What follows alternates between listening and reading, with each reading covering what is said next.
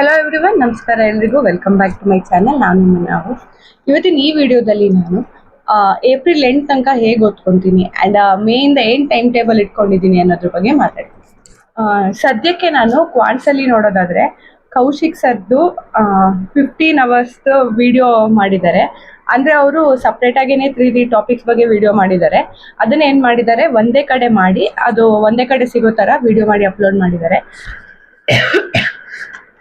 ಅದನ್ನ ನೋಡ್ಕೊತಾ ಇದ್ದೀನಿ. 15 hours ಇದೆ, ಎಲ್ಲ ಟಾಪಿಕ್ಸು ಕವರ್ ಆಗಿದೆ. ಒಂದ್ಸತಿ ಅರ್ಥಮೆಟಿಕ್ ರಿವಿಷನ್ ಆಗಲಿ ಅಂತ ಅದನ್ನ ನೋಡಿಕೊಂಡು ಸಾಲ್ವ್ ಮಾಡ್ತಾ ಇದ್ದೀನಿ. ಆ್ಯಂಡ್ ಅದಾದಮೇಲೆ ಅವ್ರದ್ದೇನೆ 10 hours ಮೇನ್ಸ್ಗೂ ವಿಡಿಯೋ ಮಾಡಿ ಹಾಕಿದ್ದಾರೆ, ಅದನ್ನ ನೋಡ್ಕೊತೀನಿ.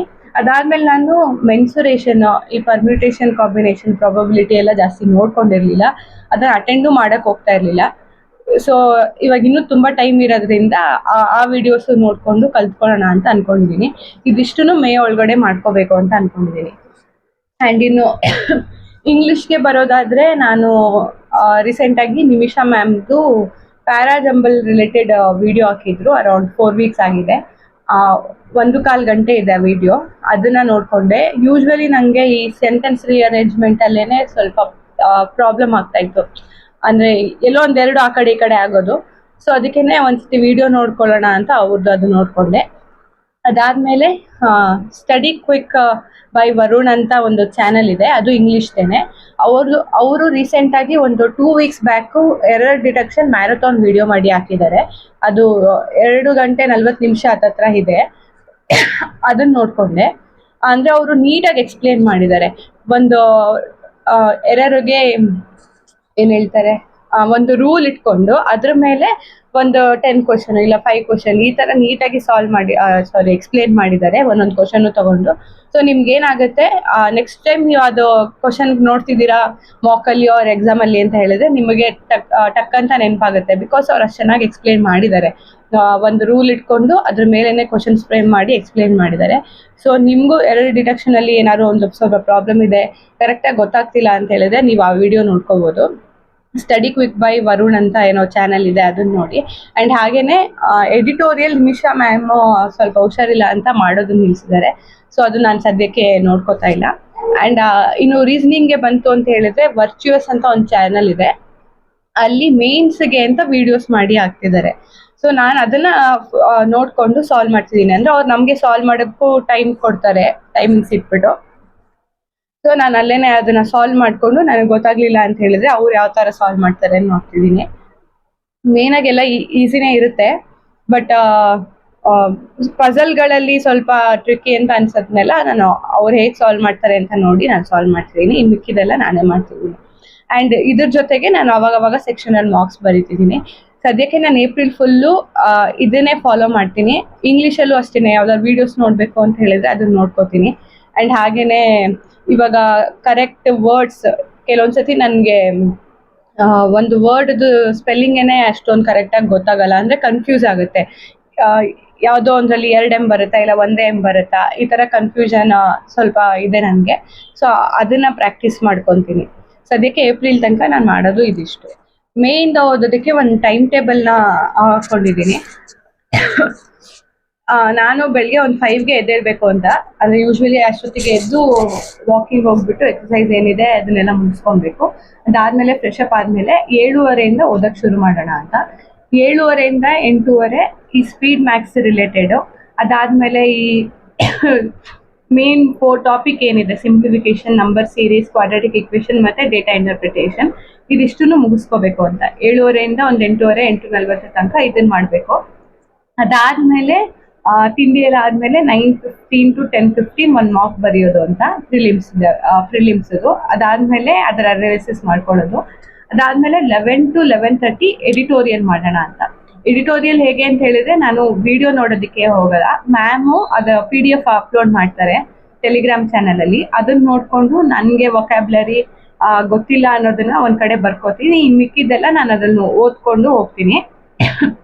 ಅದರಲ್ಲಿ ಅವರು 1 word ಸಬ್ಸ್ಟಿಟ್ಯೂಟ್ ಮಾಡ್ತಾರೆ, ಅದಾದಮೇಲೆ ಇಡಿಯಮ್ ಫ್ರೇಸಸ್ ಮಾಡ್ತಾರೆ. ಈ ಥರ ಎಲ್ಲ ಏನೇನು ಮಾಡಿರ್ತಾರೆ ಒಂದ್ಸತಿ ನೋಡ್ಕೊತೀನಿ. ಅದಾದಮೇಲೆ ಮತ್ತೆ ಸ್ವಲ್ಪ ಬ್ರೇಕ್ ತೊಗೊಂಡು 11:40 to 12:30 ತನಕ ಮತ್ತೆ ಇಂಗ್ಲೀಷೇ ಓದೋಣ ಅಂತ.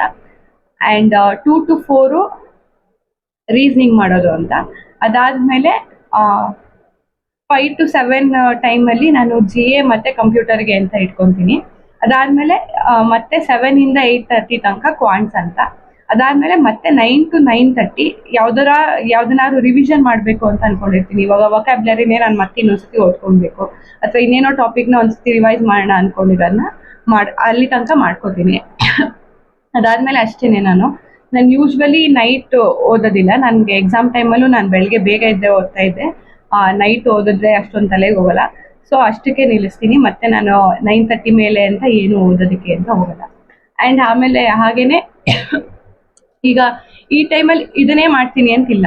ಅಂದರೆ ಬೆಳಿಗ್ಗೆ ಸ್ಪೀಡ್ ಮ್ಯಾಕ್ಸ್ ಏನಿದೆ ಅದನ್ನ ಪಕ್ಕ ಅದೇ ಟೈಮಲ್ಲಿ ಮಾಡ್ತೀನಿ. ಎಡಿಟೋರಿಯಲ್ಲು ಹಂಗೆ ಮಾಡ್ತೀನಿ.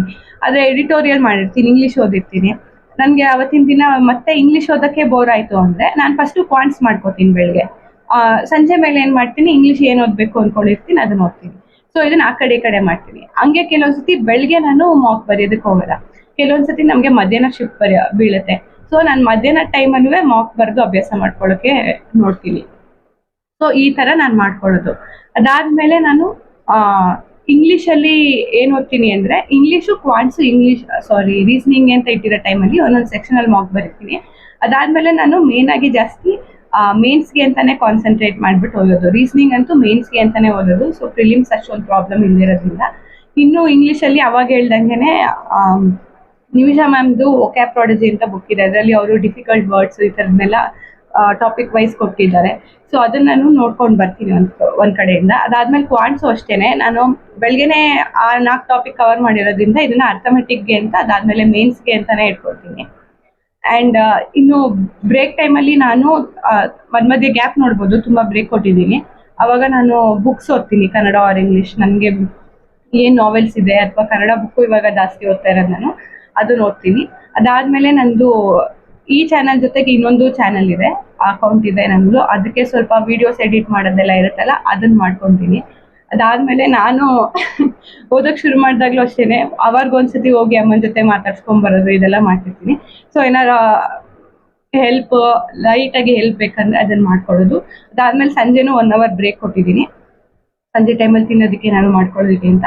ಸೊ ಈ ಥರ ನಾನು ನನ್ನ ಬ್ರೇಕ್ನ ಯುಟಿಲೈಸ್ ಮಾಡ್ಕೊತೀನಿ. ಅದಾದಮೇಲೆ ನಾನು ಈ ಟೈಮ್ ಟೇಬಲ್ ಏನು ಹಾಕ್ಕೊಂಡಿದ್ದೀನಿ ಇದನ್ನು 4 days ಫಾಲೋ ಮಾಡೋದು. ಅಂದರೆ ಮಂಡೇ, ಟ್ಯೂಸ್ಡೇ, ವೆಡ್ನೆಸ್ಡೇ ಇಲ್ಲ, ಥರ್ಸ್ಡೇ, ಫ್ರೈಡೇ 4 days. ಇನ್ನು ವೆಡ್ನೆಸ್ಡೇ ಮತ್ತು ಸ್ಯಾಟರ್ಡೇ ನಾನು ಫುಲ್ಲು ಮೇನ್ಸ್ಗೆ ಅಂತ ಇಡ್ತೀನಿ. ಮೇನ್ಸ್ ಒಂದು ಮಾಕ್ ಬರೆಯೋದು, ಅದನ್ನು ಅನಾಲಿಸಿಸ್ ಮಾಡೋದು. ಅದಾದಮೇಲೆ ಮತ್ತೆ ಟೈಮ್ ಇರುತ್ತಲ್ಲ, ಅವಾಗ ಯಾವ್ದಾದ್ರು ಒಂದು ಸೆಕ್ಷನ್ ತೊಗೊಂಡು, ಇವಾಗ ರೀಸ್ನಿಂಗು ಅದ್ರ ಮೇಲೇ ಜಾಸ್ತಿ ಕಾನ್ಸಂಟ್ರೇಟ್ ಮಾಡಿ, ಅದಾದಮೇಲೆ GA ಮತ್ತು ಕಂಪ್ಯೂಟರ್ ಓದ್ಕೊಳ್ಳೋದು. ಇನ್ನೊಂದು ದಿನ ರೀಸ್ನಿಂಗ್ ಮಾಡಿರ್ತೀನಲ್ಲ, ನೆಕ್ಸ್ಟ್ ಕ್ವಾಂಟ್ಸ್ ಮಾಡೋದು, ಅದ್ರ ಜೊತೆ GA ಮತ್ತು ಕಂಪ್ಯೂಟರ್ ಓದ್ಕೊಳ್ಳೋದು. ಸೊ ಈ ಥರ ವೆಡ್ನೆಸ್ಡೇ, ಸ್ಯಾಟರ್ಡೇ ಮಾಡೋಣ ಅಂತ ಅಂದ್ಕೊಂಡಿದ್ದೀನಿ. ಅದಾದಮೇಲೆ ಸಂಡೇ ಬರೀ ರಿವಿಷನ್ಗೆ ಇಡೋಣ ಅಂತ. ಅಂದರೆ ಯಾವುದೋ ಒಂದು ಪ್ರಾಬ್ಲಮ್ ಕಷ್ಟ ಆಗಿರುತ್ತೆ, ಅದನ್ನ ಸ್ಕ್ರೀನ್ಶಾಟ್ ಹೊಡ್ಕೊಂಡಿರೋದು, ಇಲ್ಲ ಒಂದು ಕಡೆ ಬರ್ಕೊಂಡಿರೋದು ಮಾಡಿರ್ತೀನಿ, ಅದನ್ನ ಒಂದ್ಸತಿ ರಿವೈಸ್ ಮಾಡ್ಕೊಳ್ಳೋದು. ಸೊ ಈ ಥರ ರಿವಿಷನ್ಗೆ ಅಂತಲೇ ಇಟ್ಟು, ಅದಾದಮೇಲೆ GA ಒಂದ್ಸತಿ ಏನು ಓದಿರ್ತೀನಿ ವಾರ ಇಡೀ ಅದನ್ನ ಓದೋಣ ಅಂತ. ಅದಾದಮೇಲೆ ಇನ್ನು ನಾನು ಕಂಪ್ಯೂಟರ್ ಅವೇರ್ನೆಸ್ಗೆ ಎಕ್ಸಾಮ್ ಜೀನಿಯಸ್ ಅಂತ ಒಂದು ವೆಬ್ಸೈಟ್ ಇದೆ, ಅವ್ರದ್ದು ಆ್ಯಪ್ ಇಲ್ಲ. ಎಕ್ಸಾಮ್ ಜೀನಿಯಸ್ ಅವ್ರದ್ದು ವೆಬ್ಸೈಟಲ್ಲಿ ಅವರು RBI ಅಸಿಸ್ಟೆಂಟ್ಗೆ ಅಂತ ಕಂಪ್ಯೂಟರ್ ಅವೇರ್ನೆಸ್ದು PDF ಥರ ಬಿಟ್ಟಿದ್ದಾರೆ. ಅದನ್ನು ಪರ್ಚೇಸ್ ಮಾಡಿ ತೊಗೊಂಡಿರೋದು ನಾನು. ಅದರಲ್ಲೇ ಇವಾಗ ಕಂಪ್ಯೂಟರ್ ಅವೇರ್ನೆಸ್ ಓದ್ಕೊಂಡು ಬರ್ತೀನಿ. ಬಿಕಾಸ್ ಅದು ಇದೊಂದಕ್ಕೆ ಅಂತಲ್ಲ, ಎಲ್ಲ ಎಕ್ಸಾಮ್ಗೂ ಕವರ್ ಮಾಡಿರ್ತಾರೆ. ಸೊ ಅದಕ್ಕೇನೆ. ಅದಾದಮೇಲೆ ನಾನು GAಗೆ ಲಾಸ್ಟ್ ಟೈಮ್ ಅಫೇರ್ಸ್ ಕ್ಲೌಡ್ ತೊಗೊಂಡಿದ್ದೆ. ಈ ಸತಿ ನಾನು ಸ್ಮಾರ್ಟ್ ಕೀಡೋ ತೊಗೊಳ್ಳೋಣ ಅಂತ ಅಂದ್ಕೊಂಡಿದ್ದೀನಿ. ನಾನು GAನ ಮೇಯಿಂದ ಶುರು ಮಾಡ್ತೀನಿ. ಮೇಯಿಂದ ಹೇಗೆ ಅಂದರೆ, ನಾನು ಡೈಲಿ ಬೇಸಿಸಲ್ಲಿ ನೋಡ್ಕೊಳ್ಳೋದಕ್ಕೆ ಹೋಗಲ್ಲ, ನಾನು ವೀಕ್ಲಿ ನೋಡ್ಕೊತೀನಿ. ಅದಾದಮೇಲೆ ಅದರ ಮಂತ್ಲಿ ವೀಡಿಯೋನ ಮೇದು ಇವಾಗ ಜೂನಲ್ಲಿ 2 times ಕವರ್ ಮಾಡ್ಕೊಳ್ಳೋದು. ಸೊ PDFನ ಈ ಥರ ಕವರ್ ಮಾಡ್ಕೋತೀನಿ. ಅದಾದಮೇಲೆ ನಾನು ಮತ್ತೆ ವೀಕ್ಲಿ ವೀಡಿಯೋಸು, ನಾನು ಅಂದ್ಕೊಂಡಿರೋದು ಒಂದು PDF ಸೋರ್ಸು, ಒಂದು ವಿಡಿಯೋ ಸೋರ್ಸ್ನ ಫಾಲೋ ಮಾಡೋಣ ಅಂತ. Sheetal ma'am video source follow ಮಾಡ್ತೀನಿ, ಅದು ವೀಕ್ಲಿ ಮತ್ತು ಮಂತ್ಲಿ ನೋಡ್ಕೊತೀನಿ. ಅದಾದಮೇಲೆ ಮಂತ್ಲಿಗೆ ಇನ್ನೊಂದು ಯಾವಾಗಲಾದ್ರು ಫ್ರೀ ಇರ್ತೀನಿ ಅಂತ ಹೇಳಿದಾಗ ಖುಷ್ ಪಾಂಡೆ ಸರ್ದುವೆ ಮಂತ್ಲಿ ವೀಡಿಯೋಸ್ ಹಾಕಿರ್ತಾರೆ. ನನಗೆ ಅವ್ರದ್ದು ಅದು ಓದೋ ಸತಿಯಿಂದನೂ ಎಕ್ಸಾಮ್ ಬಂದಾಗಿಂದ ಅಭ್ಯಾಸ ಆಗಿದೆ ಅವ್ರದ್ದು ಮಂತ್ಲಿ ವೀಡಿಯೋಸ್ ನೋಡಿ.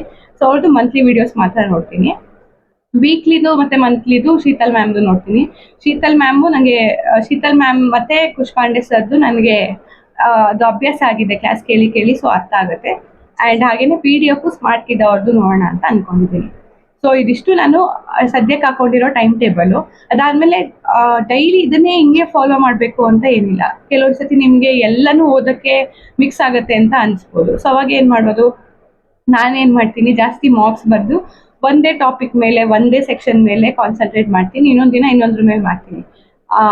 ಕೆಲವೊಂದ್ಸತಿ ಎಲ್ಲೋ ಆಚೆ ಹೋಗ್ಬೇಕಾಗಿ ಬರುತ್ತೆ, ಅವಾಗಲೂ ಈ ಥರ ಎಲ್ಲ ಓದೋಕ್ಕಾಗೋದಿಲ್ಲ. ಯಾವಾಗ ಫ್ರೀ ಇರ್ತೀವಿ, ಯಾವಾಗ ನಾನು ಮನೆಯಲ್ಲೇ ಫುಲ್ ಇರ್ತೀನಿ, ಆವಾಗ ಇದನ್ನೇ ನಾನು ಕರೆಕ್ಟಾಗಿ ಫಾಲೋ ಮಾಡೋಣ ಅಂತ ಅಂದ್ಕೊಂಡಿದ್ದೀನಿ. ಮೇ ಫುಲ್ಲು ಇದನ್ನೇ ಮಾಡೋಣ ಅಂತ, ಸ್ವಲ್ಪ ಪ್ರಿಲಿಮ್ಸ್ಗೆ ಜಾಸ್ತಿ ಕೊಡೋದು ಅಂತ 4 ದಿನ ಅಂತ. ಇನ್ನು ಜೂನಲ್ಲಿ 3 ಡೇಸ್ ಥರ ಮಾಡ್ಕೊತೀನಿ. ಅದಾದಮೇಲೆ ಎಕ್ಸಾಮ್ ಟೈಮಲ್ಲಿ ಅಂತ ಬಂದಾಗ ಜಾಸ್ತಿ ಪ್ರಿಲಿಮ್ಸ್ದು ಮಾರ್ಕ್ಸ್ ಬರೆಯೋಕ್ಕೆ ಹೋಗ್ತೀನಿ, ಯಾವುದು ವೀಡಿಯೋಸ್ ಈ ಥರ ಎಲ್ಲ ನೋಡೋಕೆ ಹೋಗಲ್ಲ. ಸೊ ಸದ್ಯಕ್ಕೆ ಇದು ನನ್ನ ಪ್ಲ್ಯಾನು. ನೆಕ್ಸ್ಟ್ ಏನಾದ್ರು ನಾನು ಚೇಂಜಸ್ ಮಾಡ್ಕೊತೀನಿ ಅಂತ ಹೇಳಿದ್ರೆ ಅದು ನೆಕ್ಸ್ಟ್ ವೀಡಿಯೋಗಳಲ್ಲಿ ತಿಳಿಸ್ತೀನಿ. ಆ್ಯಂಡ್ ಇದು blue flag beach. Blue flag beach ನಮ್ಮ ಕರ್ನಾಟಕದಲ್ಲಿರೋದು 2. ಒಂದು ಪಡುಬಿದ್ರೆ ಬೀಚು, ಇನ್ನೊಂದು ಅದು ಉಡುಪಿಲಿರೋದು, ಇನ್ನೊಂದು ಕಾಸರಗೋಡು ಬೀಚ್, ಅದು ಉತ್ತರ ಕನ್ನಡ ಡಿಸ್ಟ್ರಿಕ್ಟಲ್ಲಿರೋದು. ನಾನು ರೀಸೆಂಟಾಗಿ ಉಡುಪಿಗೆ ಹೋಗಿದ್ದೆ, ನಮ್ಮ ಅಜ್ಜಿ ಮನೆ ಉಡುಪಿಲೇ ಇರೋದು. ಸೊ ಅಲ್ಲಿಗೆ ಹೋಗಿದ್ದಾಗ ನಾನು ಪಡುಬಿದ್ರೆ ಬ್ಲೂ ಫ್ಲ್ಯಾಗ್ ಬೀಚ್ಗೆ ಹೋಗ್ಬಿಟ್ಟು ಬಂದೆ. ಆ್ಯಂಡ್ ಅದ್ರ ವಿಡಿಯೋನ ನಾನು ನಂದು ಇನ್ನೊಂದು ಚಾನಲಲ್ಲಿ ಅಪ್ಲೋಡ್ ಮಾಡಿದ್ದೀನಿ. ಚಾನಲ್ನ ನಾನು ಡಿಸ್ಕ್ರಿಪ್ಷನಲ್ಲಿ ಮೆನ್ಷನ್ ಮಾಡಿರ್ತೀನಿ, ನೀವು ಫ್ರೀ ಆದಾಗ ಹೋಗಿ ನೋಡಿ. ಆ ವಿಡಿಯೋ ಸೈಡಲ್ಲಿ ಇರುತ್ತೆ, 1 ನಿಮಿಷದ ಒಳಗಡೆನೇ ಇದೆ. ಆ್ಯಂಡ್ ಶಾರ್ಟ್ ರೀತಿಲೂ ವಿಡಿಯೋ ಎಡಿಟ್ ಮಾಡಿಟ್ಟಿದ್ದೀನಿ. ನೆಕ್ಸ್ಟ್ ಬರೋ ಡೇಸಲ್ಲಿ ಅದನ್ನು ಅಪ್ಲೋಡ್ ಮಾಡ್ತೀನಿ. ಅದನ್ನು ಅಪ್ಲೋಡ್ ಮಾಡಿದಾಗ ಹೇಳ್ತೀನಿ, ಹೋಗಿ ನೋಡಿ. ನಾನು 3 days 3 ಬೀಚ್ ಅಂತಾನೆ ಹೋಗಿದ್ದು 3 ದಿನ ಅಲ್ಲಿದ್ದಾಗ. ಒಂದು ನಮ್ಮನೆ ಹತ್ರನೇ ಇದೆ, ಮಟ್ಟು ಬೀಚ್ ಅಂತ. ಅದು ಗಾಡೀಲಿ ಹೋದ್ರೆ 5 minutes ಅಷ್ಟೇನೆ. ನಡ್ಕೊಂಡು ಹೋಗ್ತೀವಿ ಅಂದರೆ ವಾಕಿಂಗ್ ಆಗುತ್ತೆ 15 minutes. ಸೊ ಯೂಶ್ವಲಿ ನಾನು ಊರಿಗೆ ಹೋದಾಗೆಲ್ಲ ಅಲ್ಲಿಗೆ ಹೋಗ್ತೀನಿ. ಆ್ಯಂಡ್ ಇನ್ನೊಂದು ಕಾಪು ಬೀಚ್ಗೆ ಹೋಗಿದ್ದು. ಆ್ಯಂಡ್ ನೆಕ್ಸ್ಟು ಇನ್ನೊಂದು ಎಲ್ಲಿಗೆ ಹೋಗೋಣ ಅಂದಾಗ ಅವರು ಪಡುಬಿದ್ರೆ ಬೀಚ್ಗೆ ಹೋಗೋಣ ಅಂತ ಹೇಳಿದ್ರು.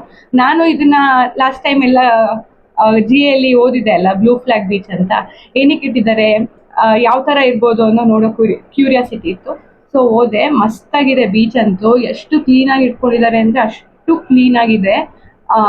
ಅಲ್ಲೇ ಇದು ಬಿಡೋಣ ಅಂತ ಅನ್ಸುತ್ತೆ, ಅಷ್ಟು ಚೆನ್ನಾಗಿತ್ತು ಬೀಚು. ಆ್ಯಂಡ್ ನಾನು ರೀಸೆಂಟಾಗಿ ಶಾರ್ಟ್ಸಲ್ಲಿ ಒಂದು ಜೋಕಾಲಿಗೆ ಹಾಡೋದು ಬೀಚ್ ಸೈಡಿಂದ ಹಾಕಿದ್ನಲ್ಲ, ಅದು ಅಲ್ಲಿದ್ದೇನೆ, ಪಡುಬಿದ್ರೆ ಬೀಚು. ಸೊ ತುಂಬ ಚೆನ್ನಾಗಿದೆ ಬೀಚು. ನೀವು ಆ ಸೈಡ್ ಹೋಗ್ತೀರಾ ಅಂದರೆ ಹೋಗಿ. ಟಿಕೆಟ್ ಇದೆ, ಮೇಂಟೆನೆನ್ಸ್ಗೆ ಬೇಕಾಗುತ್ತೆ ಅಂತ. ಅದನ್ನು ಆ ವಿಡಿಯೋದಲ್ಲಿ ಮೆನ್ಷನ್ ಮಾಡಿದ್ದೀನಿ ಎಷ್ಟು ಅಂತೆಲ್ಲ. ಸೊ ನೀವು ಫ್ರೀ ಆದಾಗ ನಾನು ಡಿಸ್ಕ್ರಿಪ್ಷನಲ್ಲಿ ನನ್ನ ಚಾನಲ್ ಮೆನ್ಷನ್ ಮಾಡಿರ್ತೀನಿ. ಆ್ಯಂಡ್ ಈ ನನ್ನ ಚಾನಲ್ ಡಿಸ್ಕ್ರಿಪ್ಷನಲ್ಲೂ ಇದೆ ಆ ಅಕೌಂಟದು ಲಿಂಕ್. ಸೊ ಹೋಗಿ ವಿಡಿಯೋ ನೋಡಿ ಫ್ರೀ ಆದಾಗ. ಆ್ಯಂಡ್ ಆ ಚಾನಲು ಇಷ್ಟ ಆಯಿತು ಅಂದರೆ ಸಬ್ಸ್ಕ್ರೈಬ್ ಮಾಡಿ. ಆ್ಯಂಡ್ ಹಾಗೆ ಈ ವಿಡಿಯೋ ನಿಮಗೆ ಇಷ್ಟ ಆಗಿದೆ ಅಂತ ಹೇಳಿದರೆ ಲೈಕ್ ಮಾಡಿ, ಶೇರ್ ಮಾಡಿ, ಕಮೆಂಟ್ ಮಾಡಿ. ಆ್ಯಂಡ್ ಸಬ್ಸ್ಕ್ರೈಬ್ ಮಾಡೋದಂತೂ ಮರಿಬೇಡಿ. Thank you.